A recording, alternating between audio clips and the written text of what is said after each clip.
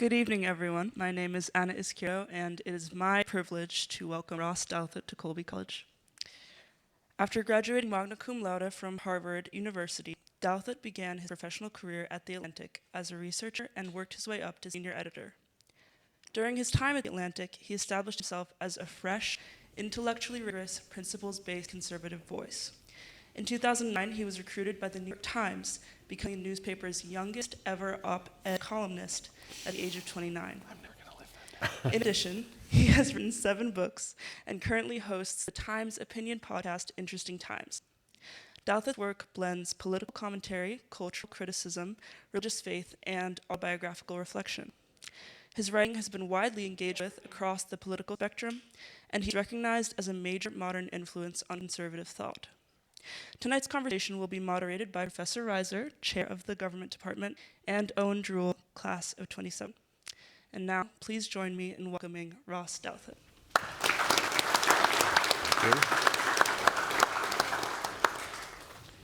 Well, Ross, thank you so much for coming to Colby. It's a real treat to meet you. We advertised your coming here with provocative and maybe even bossy headlines. Put your phone down, go to church, start a family. Some people in the audience, that may be all they know about your conservative thought.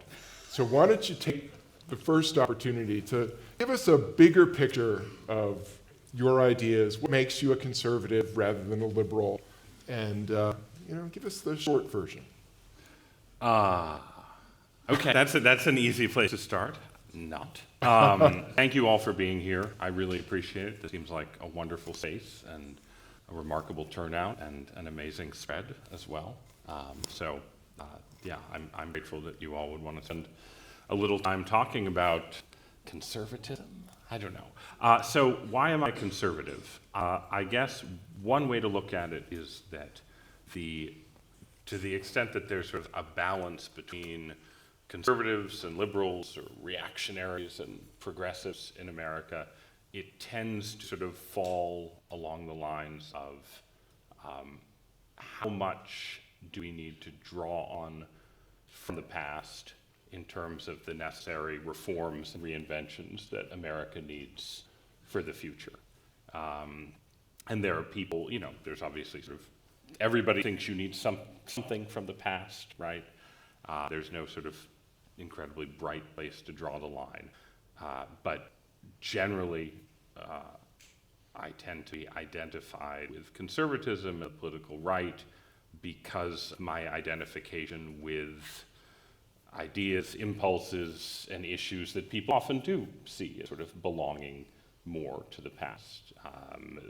Sort of religion, religious faith especially, but also a certain kind of social conservatism that's suggested by that series of provocative suggestions, guidelines for the good life that you guys offered in the advertisement. And then there's also sort of, what is your relationship to sort of technology, technological change?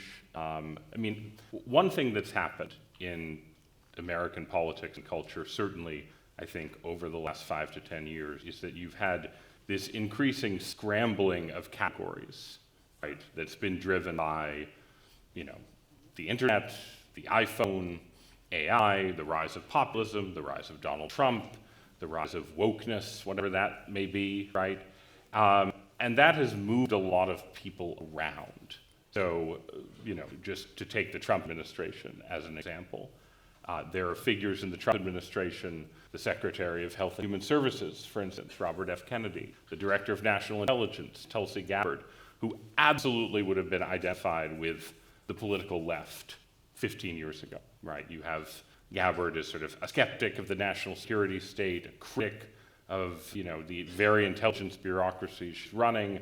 That was a left-wing position. Now, is it a right-wing position? It's unclear. Is she going to last in the Trump administration under current conditions? Also unclear.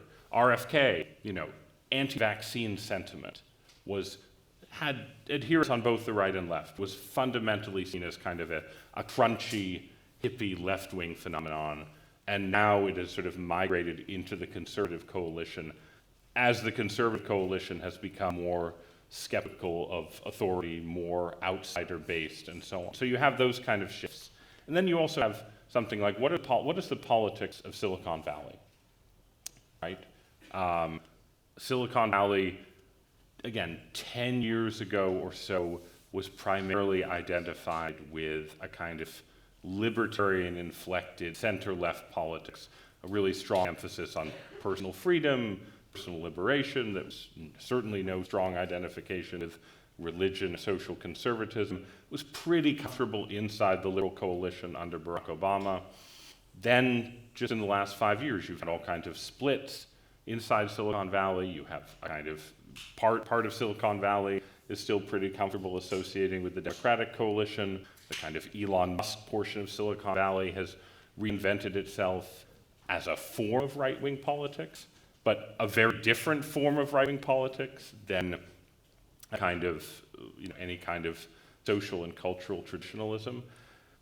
All of which is to say, I'm trying to answer your question. But You're telling us about other people. Well, no, because part of what's interesting to me about this moment is that I'm a little bit,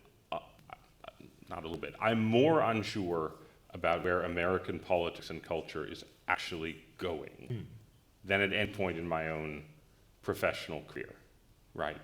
And so my identification as a conservative is strongest when I say to myself, am I a social and cultural liberal? No. Am I a Obama-style technocrat? No, right? What do I identify more with? The Cathedral of Notre Dame in France or a Frank Gehry building? Cathedral of Notre Dame, right? So those are sort of ways of remembering that I'm definitely some kind of, how many children do I have? I have 5 children. I'm probably conservative in some way. But I think there is this fundamental instability that all of you guys, as people entering this weird landscape, should reckon with, right? So like something like AI, what is the conservative approach to AI? Right? We'll get there. Sorry. Well, it was the self-definition. Open-ended self-definition. Yeah. So your latest book is called Believe, Why Everyone Should Be Religious. Mm-hmm. More than 10 years ago, you also wrote a book called Bad Religion. I'm curious about how your thinking on this has changed over time. So Bad Religion was a book written for a world in which American Christianity and American religion was stronger than it is now, in the sense that more people went to church, more people identified with Christianity. But it felt like it was a period of decline and a kind of corruption. And so it made sense, at least to me, as an observer, to write a book about things that are wrong inside religion, inside different aspects of American spiritual practice. And so I spent a lot of time in that book talking about, the prosperity gospel, or a kind of therapeutic gospel of the self, where you do spiritual practices in order to affirm your own amazing awesomeness, right? It doesn't really have anything to do with an encounter with God or a true moral transformation. And I spent a fair amount of time talking about sort of the connections between religion and politics, and the way that politics was sort of political allegiances were displacing religious allegiances, so that politics was effectively becoming a kind of religious identity for people. And I think a lot of the things that I wrote about then have played out in American culture in the 10 or 15 years since. But I think also now we're in a pretty different moment where we sort of went through this decline of institutional religion, 10, 15, 20 years, where every year fewer people identified with particular churches or religious identities, fewer people went to church, the culture was seen as secularizing, and that sort of stopped somewhere in the aftermath of COVID. It's not that America entered into a kind of religious revival, but it was more like people started considering whether we should maybe have a religious revival. Like it's something sort of that people want to think about and argue about. And you have a lot of people now, relative to 20 years ago, again, people your age often, who have come of age with very little exposure to religion at all. So the normal non-church-going American when I was 20 years old was someone who had been raised Catholic or raised Methodist. raised Jewish, gone to Sunday school, gone to Hebrew school, knew something about the Bible, could recognize one of Jesus' parables, could name 3 of the 10 commandments, at least, if not necessarily in order. And those people still exist, but there's a much larger population now that has had no encounter with religion whatsoever, or the most minimal one. And in that population, you see this kind of starting from zero renewal of interest that, again, has not yet risen to the level of, like, everyone's going back to church, but has changed the landscape, certainly the landscape I work in, where people are writing and arguing. People are just more interested in talking and arguing about religion. So the new book is basically trying to write into that moment and to say to someone who is sort of approaching religion, again, from a kind of, a position of uninformed interest. Like, why would someone be religious? Why might someone entertain the idea that God exists? And trying to sort of grab them by the lapels and say, well, this is the most important question you'll ever consider in your life, so you should take it very seriously. So there was one thing it was kind of an offhand thing you said in that book that I wanted to sort of follow up on, and maybe it connects to your first answer. You described our current culture as being in a state of despond. And that resonated with me. I often hear students, we'll talk about the plans, and then they'll throw in something like, oh, but global warming will cook the planet.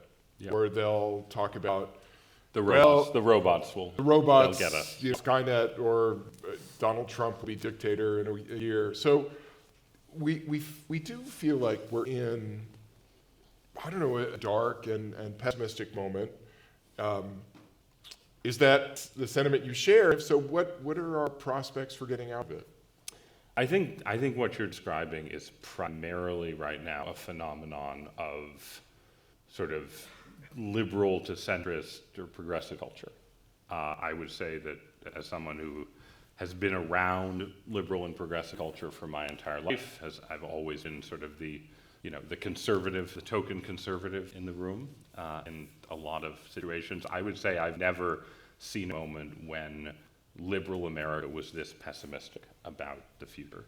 And some of it is rooted in politics and kind of the series of shocks delivered by rise of populism, Trump winning, then Trump winning again, and Trump coming back, Trump winning a majority of the popular vote. Yeah. And some of it is sort of connected, I think, to a larger sense that, in the absence of religion, as religion declines, there's kind of a substitute story that people often attach themselves to that says, well, God might not exist, there might not be a heaven when you die, but there is an arc of history, it is getting better. There is sort of a story of improvement and progress that we can participate in. And I think it's not just in politics, in technology and the way people experience technological change, in sort of the way that sort of social life, young people's social life, older people's social life interacts with technology and politics. It's just been harder, much harder in the last 10 or 15 years to sort of believe in that story, believe that there is kind of this secular form of progress and each new invention is going to change the world for the better. If you go back to Barack Obama, there was a clear sense among liberals that technology was good for liberalism, right, and liberalism was good for technology. And those, Obama's election in 2008, he had the best online operation. Conservatives didn't know how to use the internet, it was. And the iPhone, when it came along, smartphones, these things were going to bring democracy to the world. Dictators would never be able to stand up against social media. There are all of these narratives that just went away in the last 10 years. So yeah, I think in their place there is a pretty profound pessimism, or at the very least uncertainty, where different things, you mentioned, I think climate change is one, AI and everything associated with it is another, politics, the threat of Trump is another. These are all sort of zones of pessimism. Should I say something optimistic then? Like what? It's a little weird to ask the conservative to give us hope for the future, but this is an example of why my answer to your first question wasn't very good, because the conservative is supposed to be in the position of saying, the future is going to be terrible unless we hold on to these things from the past. And I think I'm more in the position of saying the future is open, there are a bunch of things in the past that are conservative, religion, marriage, family, community, that we can reach back to and draw on and reinvent. But also there are, I think, clearly ways in which, certainly as Americans, there's a lot of ways to imagine the rest of the 21st century going pretty well. So at the very least, we could think about it this way, right? That, one way to think about the challenge of technology especially, which AI is accentuating, but I think digital life created this challenge already, is that it's putting all kinds of pressure on the kind of habitual ways that people lived. And it's putting all kinds of pressure on institutions that existed in the pre-digital world that sort of took their own existence for granted. Universities, religious institutions, political institutions. It's putting pressure on nation states and entire cultures. And in this environment, there is going to be this sort of, in one essay I used the idea of a bottleneck, right? Like in evolution, you have this period of intense pressure and a population shrinks. Everybody doesn't get through the bottleneck, but lots of people do, and you can adapt and flourish in the new reality. But the key is a kind of intentionality, right? So and this is where, is it conservative? Like if I say to you, well, in the future, you should get married and have kids and be religious, but this is not a matter of like inherited custom, right, that you're just going to sort of perpetuate what your parents did and what your grandparents did. No, you have to do all of those things with a kind of intentionality and sort of it's an act of sort of choice and construction and reinvention that's very different from just a kind of small c conservative. We're just sort of maintaining an existing tradition. The existing traditions are gone, and you can reach back to them, pull things from them, but you have to invent something new. But it's certainly possible to do it. Like, I don't think that Donald Trump is not going to be dictator of the United States in 5 years. I can come back here. We'll come back. Yeah. I mean, climate change is not going to destroy your future. AI, it's a little more ambiguous, but mastering AI might be the central technological challenge of the future, but we certainly haven't failed at it yet. In terms of thinking about the future and AI, sort of more specifically, you've interviewed individuals from Peter Thiel and Mark Andreessen to Daniel Kokotajlo. Do you think the singularity will bring sort of utopia or human extinction? And how do we even think about why not both? I mean, there's people in Silicon Valley who think it could bring about both, right? That we just have to get out of the way before the next stage of evolution. The AI future, it's like staring into a fog, right? You have this is the most rapid technological progress in a particular area that we've experienced in my lifetime. It is progress that sort of cuts really close to basic questions about what it means to be a human being, what it means to be conscious, what intelligence is, what kinds of human work and relational aspects of human life, what can be mechanized. It's sort of a mechanization of the areas of human life that we thought of as sort of safe from mechanization. So at the very least, it's a big deal. My basic assumption is that I don't know, which is why I try on my podcast to interview lots of people who do know. I feel like it's too late for me as a mid-40s human being with a background in the humanities to develop really concrete views on the inner workings of machine intelligence. So I have to analyze it somewhat from a remove. But I guess I do think that there's sort of, where I'm pessimistic about AI, my pessimism is connected to the culture around it, which is a very, very strange culture. The culture of Northern Californian AI development is strange. It has sort of elements of, again, what in my book long ago I would have called bad religion, a sort of mix of a kind of apocalyptic sensibility with a kind of wildly utopian, we're gonna perfect the world through technology sensibilities. I'm skeptical of those sensibilities. There are people deeply involved with these projects who seem to me to be dangerous in various ways. I'm not going to say which ones because I aspire to interview them someday. But when I imagine a future where AI goes badly, I think it will be profoundly connected to the strange, ungrounded, culture of the institutions that are actually creating these technologies. If you want to be more optimistic, you would say that just because you get technology in a dangerous way doesn't mean that it has to actually destroy the world.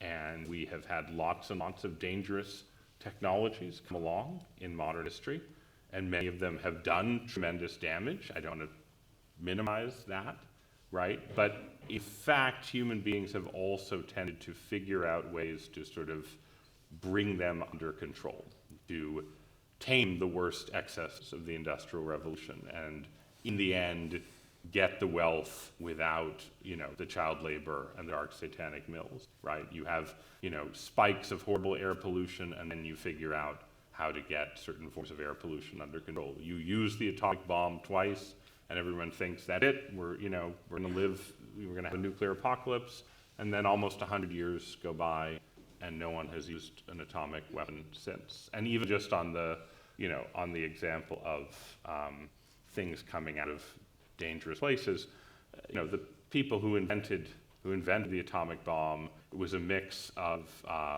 sort of ideologically committed communists working inside the U.S. national security state.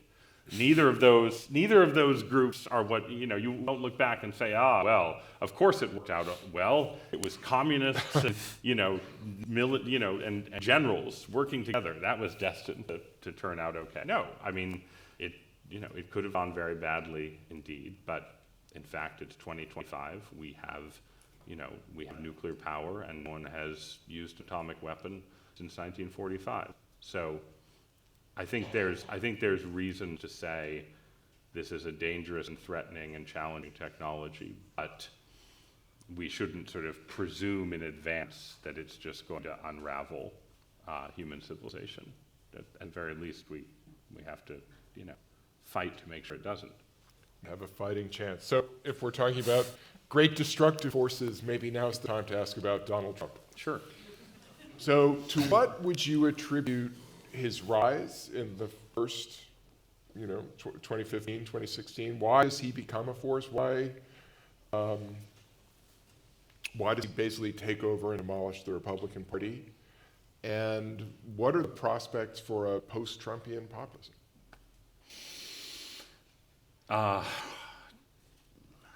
try and condense this. Trump takes over the Republican Party because the Republican Party by the early 2010s was 35 years out from its last successful reinvention by Ronald Reagan, and had an agenda and a set of ideas and a set of leaders who were still sort of living in 1980s world and did not recognize how much their own base had changed, how much the culture had changed, and who were vulnerable to some kind of populist takeover. And you had seen intimations of what Trump did in various ways in previous, like if you go back to the 2012 election and you see sort of Mitt Romney up against this sort of weird mixture of Mike Huckabee and Rick Santorum over there and Newt Gingrich over there, these were sort of proto-Trumpian figures, and then Trump added this weird extra zone of celebrity reality TV hosts, things that, again, people who followed politics for a living thought would not help him. I did not think Trump would be the nominee, but in the end, it proved to be the right mixture to take over the party. He won the election because some of those same forces that had changed the party had also changed the country, and there was a big market for a candidate who could speak to a sense of disappointment with globalization, anxiety about rise of China, anxiety about deindustrialization, anxiety about immigration, anxiety about national identity. And again, this is not unique to Trump. There's a reason that nationalist populist parties either took power or became incredibly important all across the developed world. Trump just brought his own unique persona and style and charisma and celebrity to that role. But I think that's sort of a conventional wisdom story, I think is correct. 2024 is a little different. Why is he president now? I don't think he won in 2024 because of closed factories in the Midwest or backlash against free trade. I think he won in 2024 because of cultural backlash against, well, essentially we're sort of, as often you get pendulum swings. In reaction to Trump, in reaction to him being president in the first case, you got this surge of progressive activism and energy that sort of crests with the protests in 2020, the sort of peak of anti-racism, the George Floyd protests, and sort of tries to sort of establish itself as a kind of dominant cultural force in the early Biden years, and then people rebel against it and regard it as intolerant, overzealous, anti-intellectual, hostile to free speech, censorious, all of these things. Whether that's fair or not, there is clearly a strong public reaction there, and that helped Trump come back because he was certainly seen as the candidate of the non-politically correct portion of America. I also think, though, Trump was helped by these shifts in Silicon Valley, these shifts around technology. I don't think Trump would have won in 2024 if you hadn't had a piece of the American elite break away from progressivism and sort of swing to his side. And again, that was itself connected to wokeness, right? It was connected to people in Silicon Valley having a kind of allergic reaction to progressivism, to cultural progressivism. It was connected to the Biden administration's attempt to regulate the tech economy. But it was also connected, I think, to just sort of this, there was a kind of put it this way, as progressivism and liberalism became more pessimistic, there was an opportunity for the right to sort of seize the kind of, rockets and invention side of American culture. And in the 2024 election, through Musk, not only through Musk, they did. And we'll have our arch and our beautiful. Well, right, and then it's all gone very, very badly, indeed. On that, but I'm so sorry to intrude, but we're halfway through the hour, and the students are dying to ask you questions. I can tell. They are. No, We actually plan ahead. We have two queued up with the student guides. Get us to the first. Yes. Hi, my name is Selma. First of all, thank you so much for being here. In your 2020 book, The Decadent Society, you argued that present society was marked by an era of stagnation. However, as mentioned, the wake of AI breakthroughs and deep geopolitical tensions challenged that perspective. In what way does this complicate the conservative inclination toward preserving political and social institutions, and how do you think politicians should respond to the shifting political and technological landscape? Yes, it's a really good question. So I had a book, yet another book, that came out just as the pandemic started, basically arguing that American and Western culture had become stuck, and that you could see this in slowing rates of economic growth. You could see it in repetition and gridlock in our political debates. You could even see it in endless Marvel sequels and the movies just being dominated by 16 reboots and remakes every year. And I think that some of that has continued. I think the culture is still decadent in various ways. I think the internet, so far internet culture has sort of trapped us in this sort of these loops that we can't get out of, which in sort of fascinating ways that I could go on about at length. But just a small example is that when you listen to music on iTunes and Spotify, the algorithm pushes you to listen to hit music of the past, the things that people are already listening to, and it pushes against discovery and new musical acts. And there's a lot of similar examples of this across the internet, where you get sort of like people get stuck in things that have been already made, and there's a struggle to make something new. I think that that part of decadence continues, and we haven't escaped from it. AI maybe has brought technological decadence to an end for now, and the sort of the shifting geopolitical landscape too, that in that zone there's a lot of reasons to think that we are in fact not just repeating ourselves and are entering into a new era. But that combination means that, I think the challenge for conservatives under decadent conditions is that when you're stuck, it's not enough to be preservationist. You have to figure out, how do you actually have a renaissance? And again, renaissance means rebirth, right? It is conservative in the sense that it involves getting something out of the past, but you are trying to do something new. And so writing in 2020, I'd have said to conservatives, yeah, American institutions are stuck, sclerotic, the world is growing old, we're just going to be watching the 17th Avengers movie, if we're not careful, into the indefinite future. You need to figure out how to do something new. Now it's more a mixture where you still have to figure out how to do something new in certain areas, culture above all, politics as well, sort of in social life. The last 5 years have seen sort of the decline of marriage and family and babies increase, so that part of decadence is not been solved. But then at the same time, you have, we were already talking about it, you have this sudden surge of technological change that is just a different kind of problem, where the challenge is mastery. How do you master this new thing that is sort of outracing attempts to master it, rather than how do you get a new thing off the ground? So you have to sort of, do several different things at once, which is never easy. Thank you. We have another student already queued up, I believe. Hi, Ross. Thanks for being here. You actually kind of answered my question already, but I'll just go for it. You mentioned your tendency to define yourself by numbering off liberal values you don't adhere to, rather than conservative values that you do.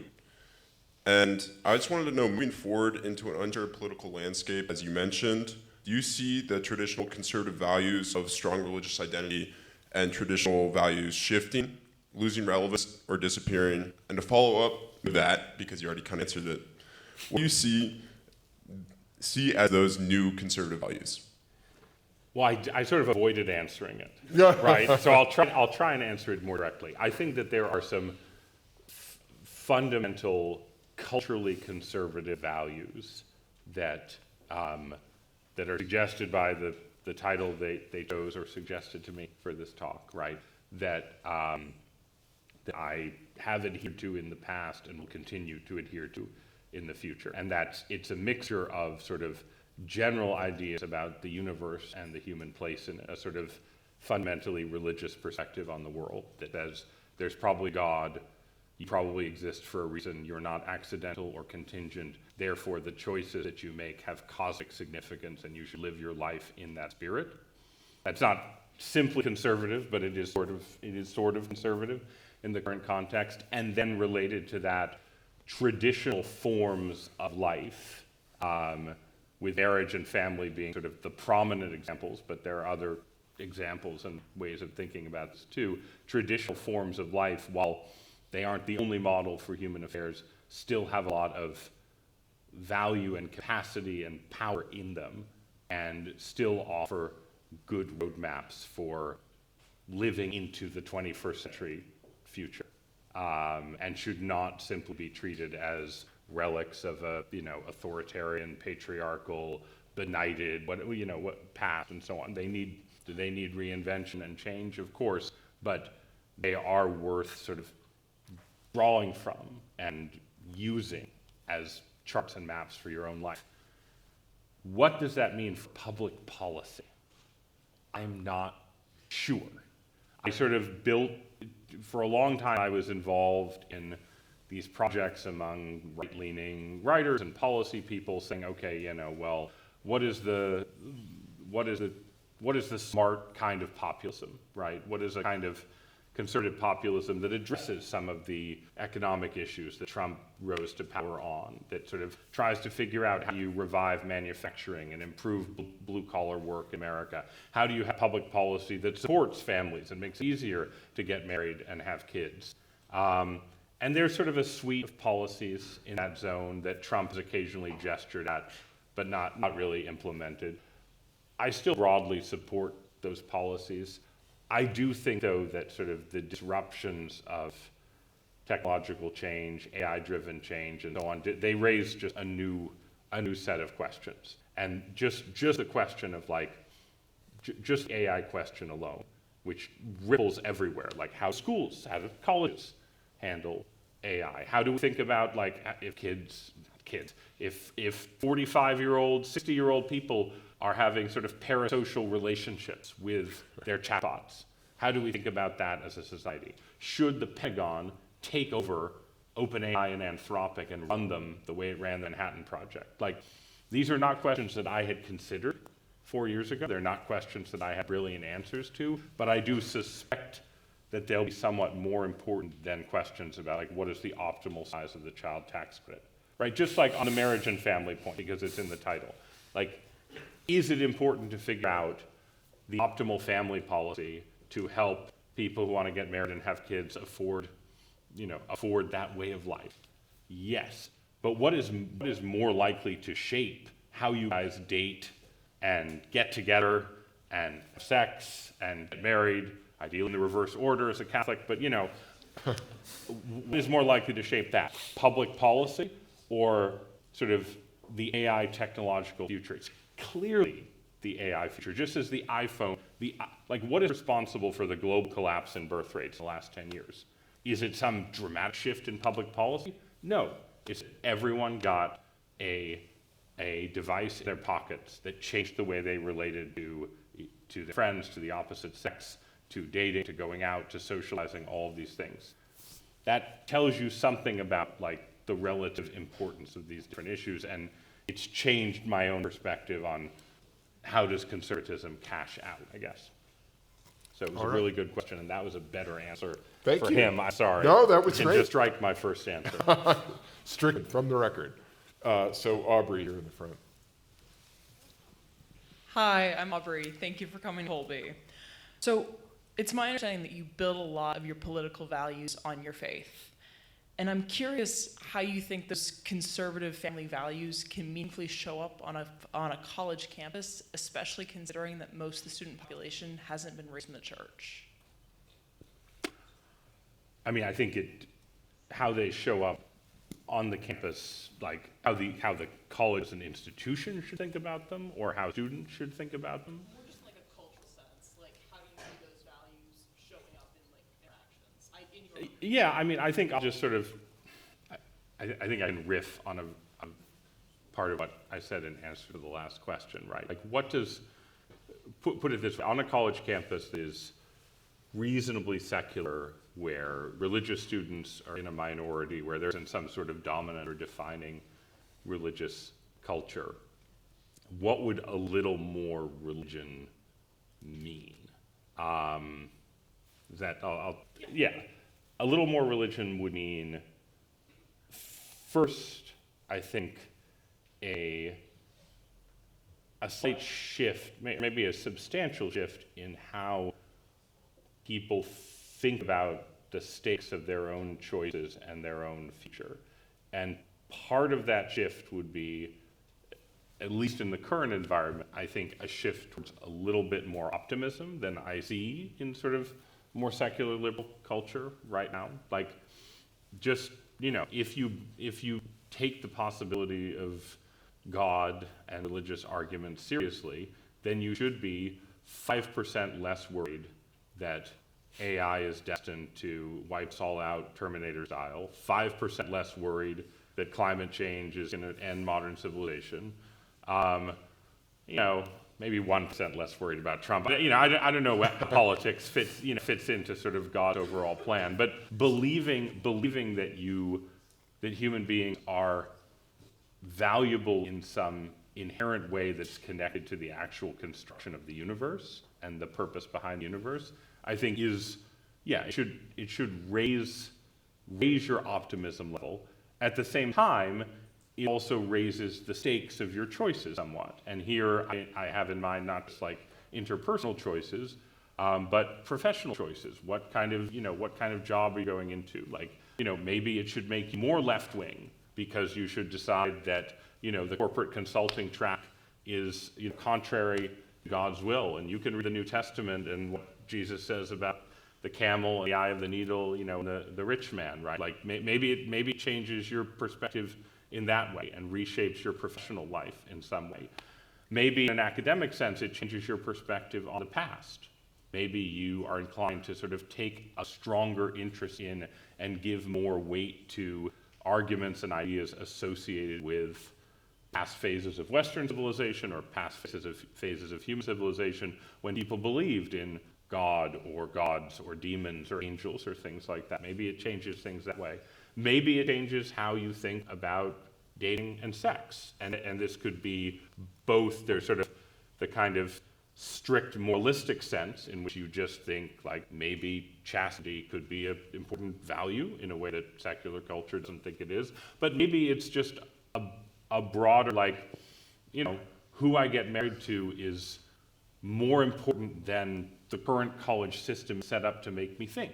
And so I should be thinking about my social life and, how I relate to the opposite sex in a more sort of, a more intentional and serious way. Anyway, that's sort of those are all different examples. There isn't one answer, right? It's not like, if Colby became way more religious tomorrow, you would all be going off and becoming hermits on Katahdin and wrestling with the devil. Some of you would, but only a few, right? But I think I think it would have a lot of different, sometimes subtle effects that could, reshape the way people relate to a lot of different aspects of university life, college life, sorry. Oh, I see a hand back here. Hi, I'm Rhea. I'm one of the teachers of the class. Thank you so much for being here, Ross. Earlier today we were talking a little bit about the future, and you said you don't think climate change is going to end our way of life or is going to destroy the way we're living. I'm wondering how you would respond to people that are facing the imminent threats of climate change, such as people being forced to migrate off the islands just off Australia, or people in farming and coastal communities that have lost their entire way of livelihood because species are migrating further north or south depending on climate change patterns. I mean, I would respond to those people and their situation by saying that both governments and donors, activists, people who are in a position to do something to help should do something to help. But it should be possible to help people, and there are people now, and there will be more people in the future dealing with the costs of climate change, while also treating it as a sort of a problem that is something that human beings will be managing and dealing with for decades to come, but that is different from a civilization-ending apocalypse in which, you shouldn't have kids because New York is going to be 10 feet underwater and everyone's going to be starving, right? Now look, the future is to some degree difficult to predict, as people in my profession know very well. And I have read many IPCC reports. I have sort of, to the extent that as a non-scientist I've sort of tried to make my own assessments of what is likely to happen, what is not likely to happen. Is it possible that rising temperatures lead to a collapse in the North Atlantic current that has, plunges, it'd be more Northern Europe than here, but has genuinely catastrophic effects for Western Europe and the United States? Yes, there is some percentage chance of that happening. There is some percentage chance of a number of more catastrophic things happening.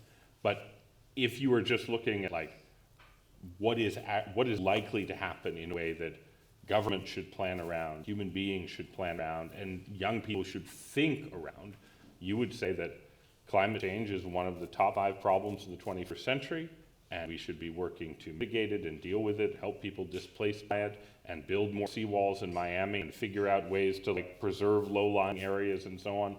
But it's also a problem that probably will be managed through, and we won't be looking back in 2120 from a planet that has been laid waste. And also there have been shifts in, if you sit down with sort of the different scenarios that sort of the UN bodies reject, the worst case scenarios overall are less likely than they were 15 or 20 years ago. And people are not always aware of that, and they don't have to take it from me as a conservative saying it, but it is true that some of the best case scenarios are also less likely, like our chance of avoiding X degrees of warming is lower, but as time has gone on, the range of scenarios has narrowed somewhat, and some of the worst case scenarios are less likely.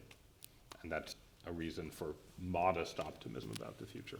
Can we get a microphone to the middle here, Zane?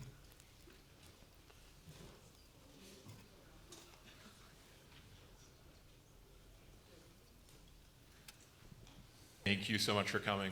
So you talked about the way in which your religion has influenced your politics. The other way in which we talk about religion is religion's relationship to the state. Can you talk a little bit about how you see religion as part of the state and the ways in which separation of church and state kind of evolved as the world has gone?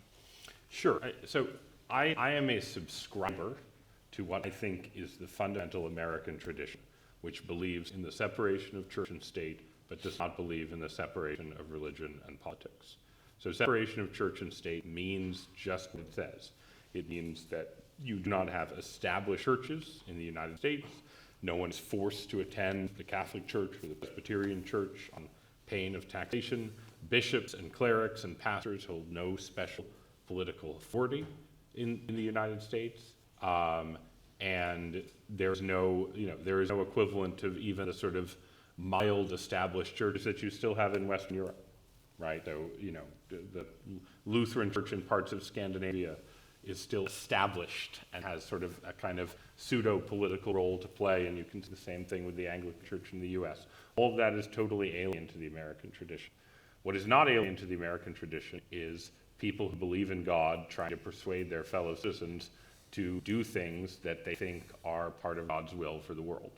And this is in fact something that has been an incredibly powerful element in just about every history of American, every period of controversy we've had in American history has been filled with people arguing back and forth often about what God wants. There's not, as you may have noticed, total agreement about what God wants, but our political controversies have always tended to have a religious element, and this is true going back to the Revolutionary era.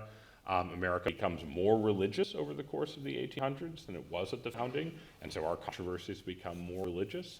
The Civil War is itself best understood as a kind of theological conflict between Christians who had very different views of what the Bible had to say about slavery. If you go to the Lincoln Memorial and read Lincoln's second inaugural, it is a long, profound theological meditation on God's purposes in the Civil War. And that tradition continues through the Progressive era, through the era of Prohibition, through the Civil Rights era, and down to the present day and controversies between the religious right and versions of the religious left. Generally, there are forms of religion and politics that become intolerant, cruel, punitive. The punishment for those forms of religious politics historically has been electoral defeat.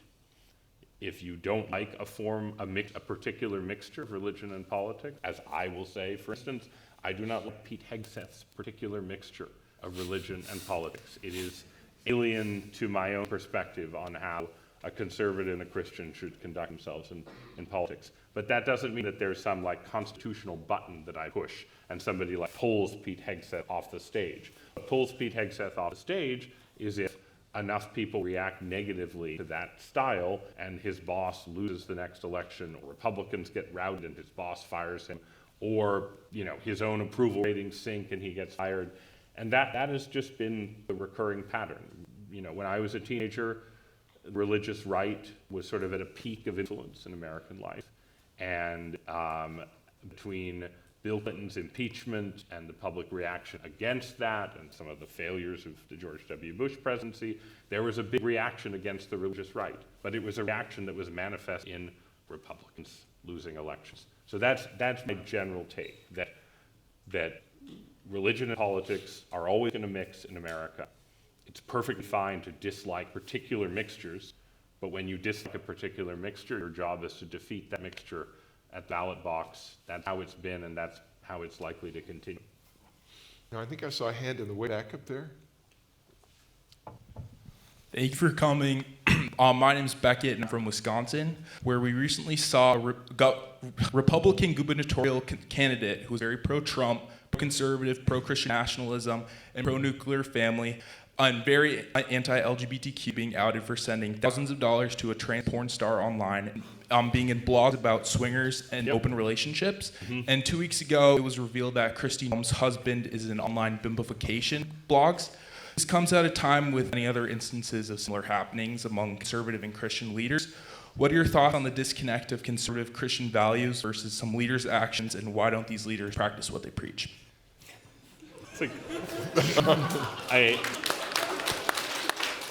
That's a very good and very vivid question. So one thing to be said that is sort of specific to where the right is now. We talked a little bit about the rise of Trump, but one thing that I would say that helped make the rise of Trump possible was actually a kind of decline of serious piety and church-going on the American right itself. And Trump is clearly a spokesman for a tendency in right-wing politics that is religious in the sense that it acknowledges the existence of God and, wants to sort of, wants to sort of have some kind of marriage of American patriotism and sort of notional alignment with Christianity, but is sort of the opposite of a rigorist, old school Calvinist style of sort of highly moralistic American Christianity.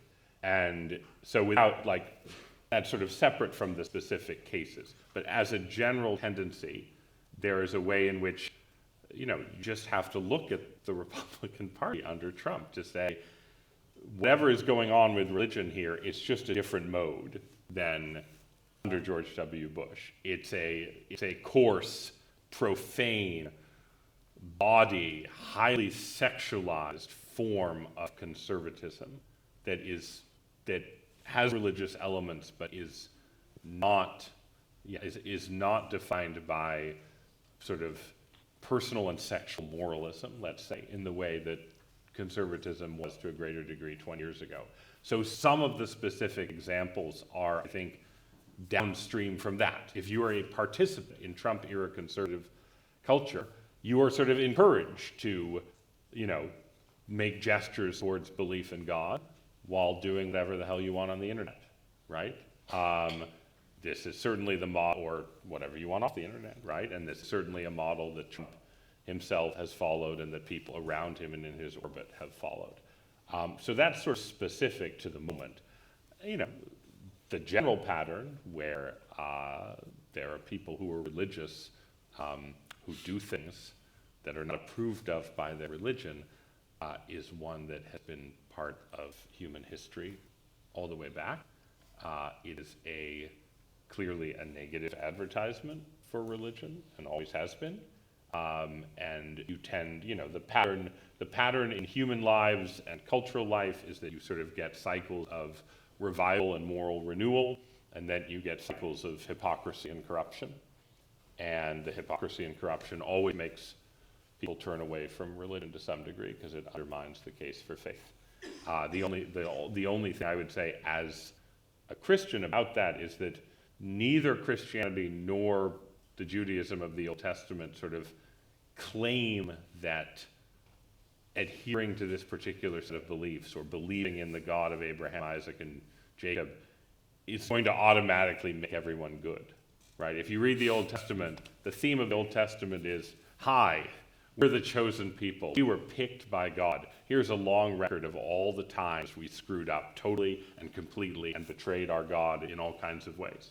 Then you get to the New Testament, maybe it's a little more optimistic, but it's basically the Gospels are like, and then Jesus said something and his disciples didn't get it at all, and then they betrayed him, and then they failed him, and so So at the very least, you say that in biblical religion, there is a certain realism about human behavior that I think is useful when contemplating cases like the ones you just described. We're coming up against time, but I think we can get one quick question and a quick answer. What are you trying to say? Sometimes answers need to be long. It's a lot to... They do. I mean, I see over here. Can you get there? 2 minutes and 35 seconds. We've got the clock. I know, and Allison is watching on the live stream, and she is going to let me know. All right, I don't know if I can promise quick, but the first thing is that I was really interested in what you were saying about the internet and the kind of circular nature or cyclical nature it has. So if you have any like writings that you've written or places to point towards to kind of learn more about that or elucidate about that, I'd love to know. But my actual question was about kind of conservative belief and idea generation in this kind of populist era that I feel like, you know, comes up from various sources and then is like legitimate through Trump and kind of Trump-esque officials. Well, that's like Trump saying, like, you guys like the trans stuff, I don't really get it, but, you know, if you like it, I'll keep talking about it. Or, you know, the kind of social media savvy tech AI accelerationists that kind of push their ideas out. It feels like your role, this kind of like top-down conservative like thinker, is less so influential. It feels more like you guys are reacting to what Trump does, especially like your colleagues at times like Bret Stephens or Nicholas Kristof, more so that like you guys are trying to reverse engineer or, you know, find an ideology in what Trump says and what these populist things are saying. So just kind of an idea, like, do you agree with that, and where do you think the role is in conservative? Yeah, I don't think, in spite of the really kind of introduction, I don't think I have a powerful role in American conservatism.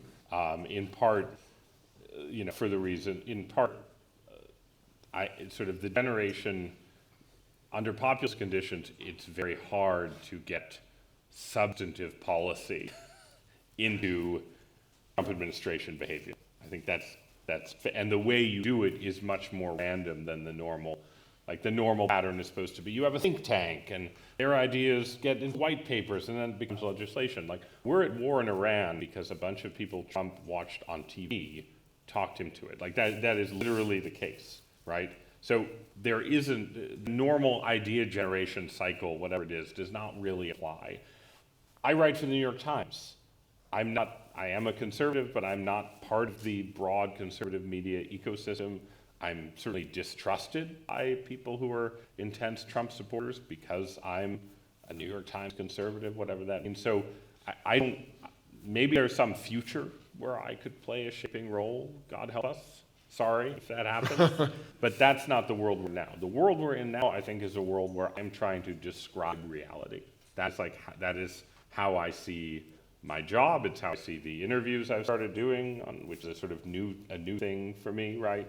Because I'm not sure what's going on, trying to get other people to tell me what's happening. But I like to think that if my readers read my column and read what I write, they will have a clearer understanding of the different forces shaping the world right now, and maybe that will help them make choices. But it won't, I'm not trying to operationalize a particular agenda, and there's really no way to do it as long as Donald Trump is in charge of the Republican Party. On the repetition question, there's a Substacker named Ted Goya who writes a lot about, in the last few years, the music thing that I mentioned comes from him. He's written a bunch about this idea. He would be one place to start, where it's like pop culture in particular. It's obviously a wider range. Yeah, okay. That's great, it's Ross. 10 o'clock. Ross, thank you so 7:01. much for helping us understand the world. I did, but thank you.